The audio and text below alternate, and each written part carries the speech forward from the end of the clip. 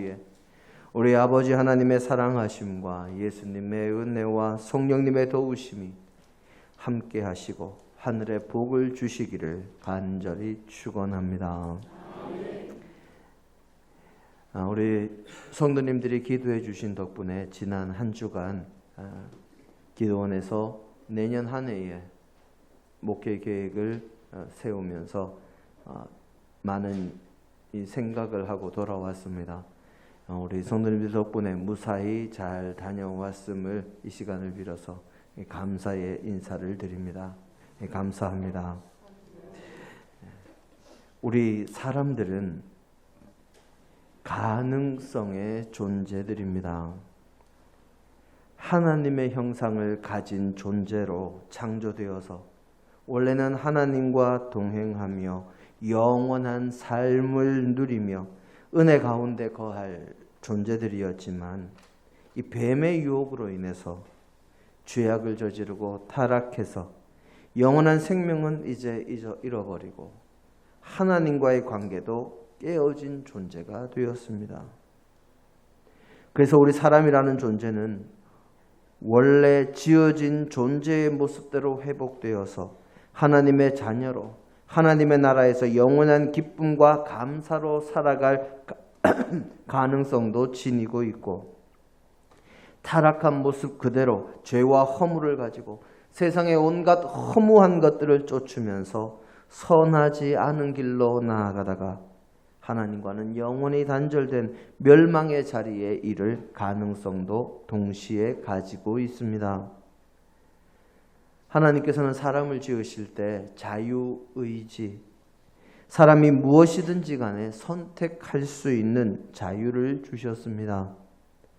에덴 동산에서 뱀의 유혹에 직면했을 때 그때에도 사람들에게는 뱀의 유혹에 빠져서 선악과를 따서 먹든지 아니면 그 유혹을 물리치고 하나님의 명령을 잘 지키는 하나님의 자녀, 하나님의 아름답고 복된 피조세계를 다스리며 하나님과 동행하는 길을 가는 존재가 되든지 그 어느 쪽이든지 선택할 수 있는 이 자유가 있었습니다. 그리고 그 자유에는 언제나 책임이 따르는 것이지요. 하나님께서는 우리 인간을 만드실 때 무조건 하나님만을 믿고 따르며 말씀에 순종하는 로봇 같은 존재를 만드시기를 원한 것이 아니었습니다. 스스로 판단하고 스스로 결단해서 하나님의 말씀을 따를지 그렇지 않을지를 선택하는 이 자유의지를 가진 존재로 만드셨습니다. 그래서 바르게 선택하고 하나님의 백성이 되므로 하나님과 교통하며 하나님과 아름다운 교제를 유지하며 하나님께는 기쁨이 되고 하나님께서 주시는 은혜와 복으로 늘 기쁨과 행복과 즐거움 가운데 살아가는 존재가 되기를 하나님께서는 원하시고 바라셨습니다. 하지만 인간은 하나님께서 원하시는 방향이 아니라 하나님께 불순종하고 뱀의 유혹에 넘어가는 선택을 했고 결국 그 잘못된 선택에 대한 책임을 지게 됐습니다. 그런데 이 잘못된 선택에 대한 책임을 지는 가운데에도 끊임없이 악한 선택을 되풀이해서 결국에는 이렇게 죄악이 가득한 세상이 만들어지게 된 것입니다. 하지만 하나님께서는 죄악이 가득한 세상에서 살아가는 우리 인간들에게 새로운 가능성 그리고 새로운 길을 열어주셨습니다. 그것은 바로 구원의 길, 구원의 가능성을 열어주신 것이지요. 그 가능성은 우리가 새롭게 올바른 선택을 할 때 우리 앞에 펼쳐지게 됩니다. 오늘 우리의 본문 말씀은 초대교회의 7 집사님 가운데 한 사람인 스데반 집사님의 설교 가운데 한 구절입니다. 이 스데반 집사님은 초대교회의 직분자로 자신에게 맡겨진 재정 출납 그리고 구제하는 일을 담당하는 이 집사의 직분뿐만 아니라 하나님의 말씀을 전하는 사명에도 아주 충실한 사람이었습니다. 그래서 사도행전을 읽어보면 당시에 스데반 집사님이 하나님의 말씀을 전할 때 은혜와 권능이 충만하고 큰 기사와 표적들이 많이 나타났다 하고 그렇게 기록되어 있습니다. 그로 인해서 많은 사람들이 기뻐했고, 하나님을 바르게 믿지 않는 사람들은 스데반 집사님과 논쟁을 벌이지만 자신들의 지혜와 지식으로는 하나님의 은혜와 도우심을 받는 스데반 집사님을 도저히 이길 수가 없었습니다. 결국 이 하나님을 바르게 섬기지 아니하는 유대의 기득권자들이 스데반 집사님이 모세와 하나님을 모독하는 말을 했다, 그것을 내가 들었다 하는 이 거짓 증인들을 내세워서 스데반 집사님을 고발하고 체포해서 공회에 세우고 결국에는 돌로 쳐 죽이는 그런 악행을 저지릅니다. 그렇게 거짓으로 스데반을 핍박하고 고발하는 무리들 앞에서 이 스데반 집사님은 자신이 결백하고 하나님의 말씀을 전하는 내용 가운데 그 한 구절이 바로 오늘 우리의 본문 말씀입니다. 오늘 우리의 본문 말씀에서 스데반 집사님은 광야에 있던 이스라엘 백성들의 공동체를 광야 교회라고 그렇게 표현을 했습니다. 교회는 하나님을 믿는 사람들의 모임을 뜻하는 말입니다. 그러니 하나님을 믿고 따르며 의지하는 이들이 당시의 이스라엘 백성들이었다면 그들이 광야에 있었으니 그들의 그 모임을, 그들의 그 공동체를 광야교회라고 칭해도 크게 문제는 없을 것입니다. 그런데 우리가 여기서 광야가 어떤 곳인지를 분명히 알아야 합니다. 오늘 제목 보시면 사막과 광야. 그러면 제가 지금 여기 광야라는 걸 이야기하는 게 오늘 설교의 핵심, 옛날 학교 같으면 밑줄 치고 별표하고 동그라미 해야 되는 단어라는 거 아마 기억하실 겁니다. 아실 수 있을 겁니다. 자, 광야가 어떤 곳이냐? 우리 믿음의 사람들은 자주 광야와 사막을 혼동하는 경우가 많이 있습니다. 그런데 사막과 광야는 아주 다른 곳입니다. 사막은 비가 와도 이제 더 이상 농사를 지을 수가 없는 곳이 사막입니다. 아무리 비가 내려도 이제는 곡식뿐만 아니라 이 선인장 같은 식물 외에는, 이 특수한 식물을 제외하면 어떤 나무도 자랄 수 없는 곳이 사막이지요. 죽음과 절망 외에는 찾을 수가 없는 곳이 바로 이 사막이라는 땅입니다. 그에 반해서 광야는 비가 오기만 하면, 비가 적당히 내리기만 하면 여러 가지 작물들을 재배할 수 있는 가능성이 있는 땅입니다.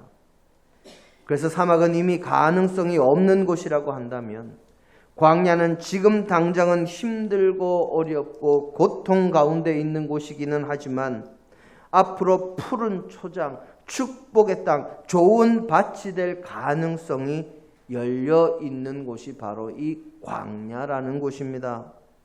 그 가능성을 꽃피울 수 있는 방법이 무엇이라고요? 바로 비입니다. 하늘에서 비가 내리기만 하면 광야는 언제든지 푸른 초장이 될 수 있고, 어젯밤에 내렸던 단비처럼 그런 단비가 내리기만 하면 들판에 나무도 자라고, 단비가 내리기만 하면 사람들이 살아가는데 아무런 지장이 없는 옥토가 될 가능성, 좋은 밭이 될 가능성을 가지고 있는 땅입니다. 하지만 비가 계속해서 오지 않으면 결국 사막이 될 수밖에 없는 땅, 그런 땅이 바로 광야요. 그렇게 생명의 땅과 죽음의 땅, 어떤 땅으로도 바뀔 수 있는 가능성이 있는 땅이 바로 광야입니다. 하나님은 이스라엘 백성들을 광야로 이끄셔서 그 땅에서 이스라엘 백성들을 훈련시키시고 그들을 큰 민족으로 주변의 나라들을 물리치고 자신들이 가야 할 곳을 향해 나아가는 존재들로 만드는 그 출애굽의 행진을 이끄신 것이지요. 지금은 지구온난화로 여러 가지가 많이 바뀌기는 했습니다마는 우리나라가 속한 기후 때는 온대 기후입니다. 대체적으로 사계절이 있고 늘 고르게 비가 내리고 온화한 기후를 보여서 사람이 살기에 좋은 기후 때요. 비가 자주 적당히 내리는 기후로 농사에도 참 도움이 되는 기후입니다. 그래서 우리나라에서는 광야 같은 곳을 찾을 수가 없지요. 그런데 이스라엘이 속한 기후 때는 온대 기후와 열대 기후가 교차하는 지역에 속해 있고, 지리적으로는 이 동쪽에 있는 아라비아 사막과 서쪽에 있는 이 지중해 사이에 있어서 참으로 복잡한 기후를 보여줍니다. 그 가운데 가장 뚜렷한 기후의 특징은 건기와 우기가 있다는 것이지요. 우리나라로 치면 겨울이라고 할 수 있는 그 시기에 비가 이른 비와 늦은 비가 와서 이 농사를 지을 수 있게 됩니다. 그 이전에는 우리나라로 생각치면 봄이나 여름, 가을까지는 거의 비가 오지 않아서 농사를 지을 수 없는데, 그들의 늦가을과 또 늦봄까지 계속해서 겨울을 포함해서 비가 내려서 농사를 지을 수 있게 됩니다. 그런데 성경을 보면 늘 이른 비와 늦은 비는 하나님의 은혜, 하나님께서 주시는 축복의 단비로 비유가 되고 있습니다. 이처럼 사막은 이미 그 토질이 모래만 남아서 비가 와도 더 이상 어찌할 수 없는 땅이지만, 광야는 건기에는 농사할 수 없는 땅이요, 사막과 다를 바 없던 땅이지만 우기가 되어서 비가 내리면 푸른 초장이 펼쳐지고 농사가 가능해지는 땅이 됩니다. 바로 그런 땅으로 하나님께서 모세를 통해서 이스라엘 백성들을 이끄시고 그곳에 있는 이스라엘 백성들을 광야 교회라고 부르셨습니다. 이 말씀은 바로 교회가 광야와 같은 특성을 가지고 있음을 고스란히 드러내는 말씀일 뿐더러 하나님의 교회가 어떻게 이끌어져 가야 하는지를 우리에게 잘 알게 하는 말씀입니다. 광야는 비가 내리지 않으면 어떻게 된다고요? 죽음만이 감도는 사막과 다를 바 없는 땅이 되지만, 광야에 비가 내리면 그곳은 푸른 초장이 되고 생명을 기르며 생명의 열매를 얻는 축복의 장소가 되는 곳입니다. 바로 교회는 하나님의 은혜의 단비, 하나님의 사랑의 비가 내리면 하나님의 은혜와 복이 넘치고 기쁨과 즐거움이 넘치고 행복이 넘치는 공동체가 되어서 생명을 살리는 공동체가 되지만, 교회 안에 하나님의 은혜와 하나님의 사랑이 사라지면 그것은 오직 죽음만이 감도는 사막과 다를 바 없는 곳이 됩니다. 광야에 비가 오느냐 그렇지 않느냐에 따라서 사막이 되느냐, 농사를 지어서 생명의 열매를 얻을 수 있는 곳이 되느냐, 그것이 결정되듯이 광야와 같은 교회는 푸른 초장과 사막, 어느 곳이든 될 수 있는 가능성이 있는 곳인 동시에 하나님의 은혜로 구원함을 받을 곳이 될지, 아니면 세상에 그저 그런 단체와 다를 바 없는 곳이 되어서 결국에는 세상이 멸망할 때 함께 멸망할 곳이 될지 결정이 되는 것입니다. 그렇다면 이렇게 죽음의 사막과 축복의 기름진 땅이 될 수 있는 모든 가능성이 있는 땅인 이 광야, 그리고 이 광야와 같은 교회 가운데 우리 하송교회가 하나님의 은혜와 생명의 단비가 늘 촉촉하게 내려서 생명이 넘쳐나고 우리에게 구원의 은혜가 넘쳐나는 공동체가 되려면 우리가 어떻게 해야 그것이 가능할까요? 우선 성경 말씀을 보기를 원합니다. 우리 신명기 32장 2절의 말씀입니다.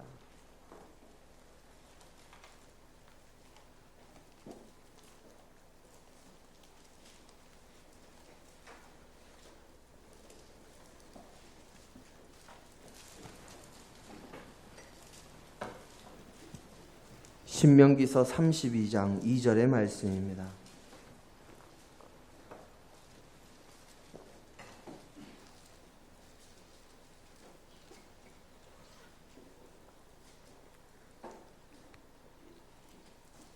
함께 한 목소리로 봉독하십니다. 내 교훈은 비처럼 내리고 내 말은 이슬처럼 맺히나니 연한 풀 위에 가는 비 같고 채소 위에 단비 같도다. 아멘. 이 말씀은 모세가 하나님의 말씀을 이스라엘 백성들에게 지금 노래 형식으로 전한 말씀으로, 하나님의 말씀을 무엇이라고 설명합니까? 단비라고. 연한 풀 위에 가는 비 같고, 이 채소 위에는 단비 같고, 또 이슬처럼 맺히기도 하고, 하나님의 말씀은 비처럼 내린다. 하나님의 말씀 그 자체가 광야 같은 우리의 인생길에, 우리의 삶의 현장에 여러 가지 어렵고 힘들고 고통스러운 모든 것들에 우리에게 도움이 될 단비라고 말씀하고 있습니다. 뿐만 아니라 하나님의 말씀이 우리에게 단비와 같은 것이라면, 말씀이 성육신 되신 말씀 그 자체이신 예수 그리스도께서는 바로 우리의 심령과 우리의 육신과 우리의 삶의 모든 부분에 단비와 같은 존재이신 분이요, 결국 우리에게 영원한 생명을 가져다 주실 분이기에 우리가 더욱 믿고 의지해야 할 분이 됩니다. 성경은 또한 하나님께서 이스라엘 백성들에게 왜 광야길을 걷게 하셨는지 그 이유와 목적도 설명하고 있습니다. 우리 신명기서 8장 2절로 3절의 말씀입니다.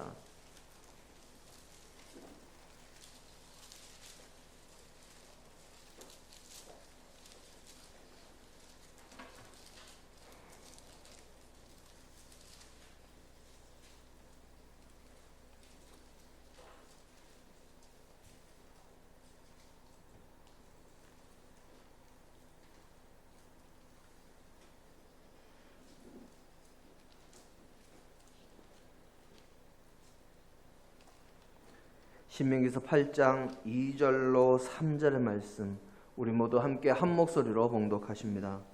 내 하나님 여호와께서 이 40년 동안에 내게 광야길을 걷게 하신 것을 기억하라.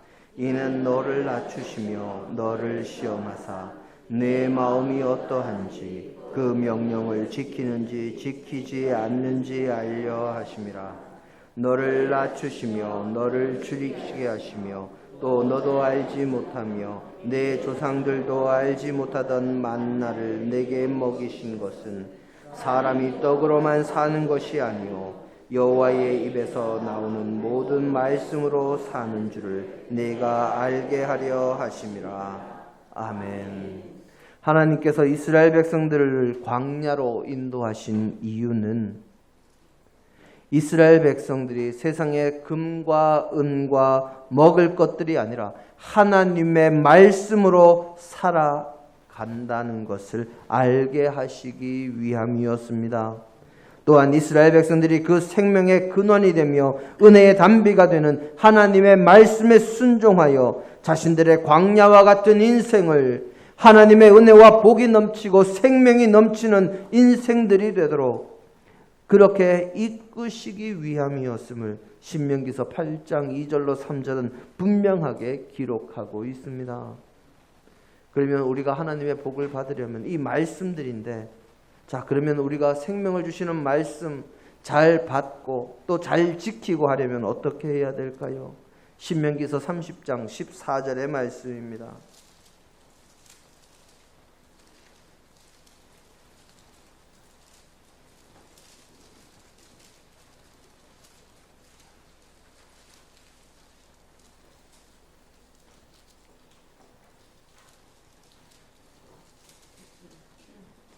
함께 한 목소리로 봉독하십니다.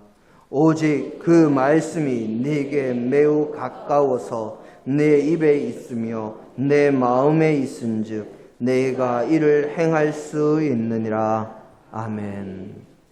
이 하나님의 말씀, 우리에게 생명을 주시는 말씀, 우리의 삶의 자리를 생명이 넘치고 은혜가 넘치고 영원한 생명이 넘치는 자리로 변화시킬 하나님의 말씀은 우리가 말씀을 가까이 할 때 지킬 수 있다고 성경이 기록하고 있습니다. 또한 하나님은 요한복음 4장 23절로 24절의 말씀처럼 영과 진리로 하나님을 예배하는 자들을 찾으시는 분이십니다. 여기서 영은 성령님이요, 진리는 하나님의 말씀입니다. 바로 우리가 온 마음을 다해서 성령님의 도우심으로 하나님의 말씀을 가까이 하며 그 말씀을 듣고 성령님의 도우심을 힘입어 그 말씀을 지켜나갈 때 그 말씀이 우리에게 생명을 주는 진정한 예배요, 진정한 단비가 되는 것입니다. 그래서 예배는 이렇게 모여서 드리는 것뿐만이 아니라 우리의 삶이 예배가 되어야 한다는 것이지요. 우리가 모두 같은 교회에서 함께 신앙생활을 하지만 어떤 사람은 은혜와 진리와 생명과 기쁨과 감격이 넘치는 정말 푸른 초장과 같은 그런 신앙생활을 하는 사람이 있고, 어떤 사람은 늘 그와는 정반대로 살아가는 신앙생활을 하는 사람이 있습니다. 아까도 말씀드렸지만 광야는 우기에는 생명이 넘치고 은혜와 축복이 가득한 땅이 되지만 건기에는 사막처럼 생명의 기운이라고는 찾아볼 수 없는 땅입니다. 우리 믿음의 사람들이 하나님의 말씀을 가까이 하며 하나님의 말씀에 순종하며 하나님 앞에 성령님과 함께 기쁨과 감사의 예배를 드리면 우리의 신앙생활은 하나님의 은혜의 단비, 찬양의 단비, 말씀의 단비로 축복의 땅에서 살아가는 신앙생활이 될 것이지만, 그렇지 않다면 우리의 신앙생활은 건기의 이 광야처럼 사막과 같이 생명이 아니라 죽음과 파멸이 가득한 신앙생활이 되고 말 것입니다. 귤화위지라는 말이 있습니다. 중국 춘추 전국 시대에 제나라 땅에 안영이라는 사람이 아주 뛰어난 재상으로 명재상으로 이름을 날렸습니다. 초나라의 영왕이 그 안영의 소문을 듣고 안영을 초빙해서 안영이 이 초나라의 사신으로 옵니다. 기껏 초빙을 하고서 봤더니 이 안영이라는 사람의 외모가 키도 작고 얼굴도 좀 못생겼습니다. 그래서 영왕이 무시하는 마음이 생깁니다. 그리고는 이렇게 이야기하지요. 제 나라에는 인물이 없어서 이렇게 볼품이 없는 사람을 사신으로 보냈느냐, 이렇게 작고 볼품 없고 못생긴 사람을 보냈느냐 하고 그렇게 말합니다. 그때 안영이 이렇게 이야기합니다. 제 나라에서는 사신을 보낼 때 상대의 나라에 딱 맞추어서 사신을 보내는데, 크고 강하고 군주가 지혜로운 나라에는 키도 크고 얼굴도 잘생기고 또 지혜로운 사람을 보내지만, 이 작은 나라, 문화 수준이 낮은 나라에는 키도가 작고 지혜가 부족한 사람을 보내는데 이 초나라 수준에 맞춰서 제가 왔습니다 하고 그렇게 이야기를 합니다. 듣고 있는 영왕이 기분이 좋지 않겠지요. 그런데 그때 마침 안양과 초나라의 영왕이 있는 그곳 근처로 한 죄수가 끌려가고 있습니다. 초의 영왕이 그것을 보고 그 사람이 어디 사람이며 지은 죄가 무엇이냐 하고 물으니까 공교롭게도 제 나라 사람이요 절도죄를 지었다 하는 답을 듣습니다. 그때 초의 영왕이 안영에게 무안을 주려고 또 이렇게 이야기합니다. 당신네 제 나라 사람들은 이렇게 전부 죄다 도둑질에 능한 사람들이요 하고 그렇게 물었습니다. 그때 안영이 대답한 말이 바로 귤화위지라는 말이지요. 똑같은 귤이라도 그 귤을 회수 이남에 심으면 귤이 되지만 회수 이북에 심으면 탱자가 된다고 하면서, 똑같은 나무라 할지라도 그 나무를 심는 환경에 따라서 맺는 열매가 다르게 되는 것처럼 이 똑같은 사람이라도 그 환경에 따라 다른 모습을 보일 수밖에 없습니다. 라고 대답을 합니다. 제 나라 사람이 제 나라에서는 모두 정직하고 바르게 사는데 이곳 초나라에 온 제 나라 사람이 도둑질을 하니 그 이유는 초나라 사람이 문제가 아니라 제 나라의 문화와 풍토 때문이라고 그렇게 대답을 한 것이지요. 사랑하는 성도 여러분, 같은 나무라도 어떤 환경에 심기느냐에 따라서 그 열매가 달라진다고 이야기를 합니다. 같은 땅이라도 비가 오느냐 그렇지 않느냐에 따라서 그 땅이 달라집니다. 우리 믿음의 사람들도 나무와 크게 다를 바가 없습니다. 우리가 어떤 환경에서 신앙생활 하느냐에 따라서 우리의 믿음의 모습도 달라질 수밖에 없습니다. 그리고 우리의 환경이 죽음이 가득한 사막이 되느냐, 생명이 넘치는 푸른 초장이 되느냐는 우리가 살아가는 이 광야 같은 땅, 이 세상, 우리의 신앙의 자리에 비가 내리느냐, 그렇지 않느냐에 달려 있습니다. 그리고 그 비는 말씀 자체이신 예수 그리스도시요, 말씀을 가까이 하며 하나님의 말씀을 지켜 따르는 것이요, 성령님께서 함께 하시는 것입니다. 저와 여러분이 서 있는 신앙의 땅은 오늘 우리의 본문에 나오는 광야 교회라는 말처럼, 그리고 광야처럼 어떤 모습으로도 변할 수 있는 가능성이 있는 땅입니다. 그리고 저와 여러분도 어떤 쪽으로든 변할 수 있는 가능성을 가진, 자유의지를 가진 사람들이지요. 이 땅이, 우리의 신앙생활이 생명과 기쁨과 행복이 넘치는 푸른 초장과 같은 곳이 되느냐, 아니면 죽음의 기운만이 넘치는 사막이 되느냐는 바로 저와 여러분에게 달려옵니다. 저와 여러분 모두가 주님의 말씀을 가까이 하고 순종하며 나아가므로 언제나 어디서나 우리가 있는 곳을, 우리의 신앙의 대지를 푸른 초장으로 만들어가는 저와 여러분이 다 되셔서 주님의 은혜와 복과 그리고 영원한 생명이 날마다 넘쳐나기를 주님의 이름으로 축원합니다. 함께 기도하십니다. 우리와 함께 하시는 주님, 주님의 말씀을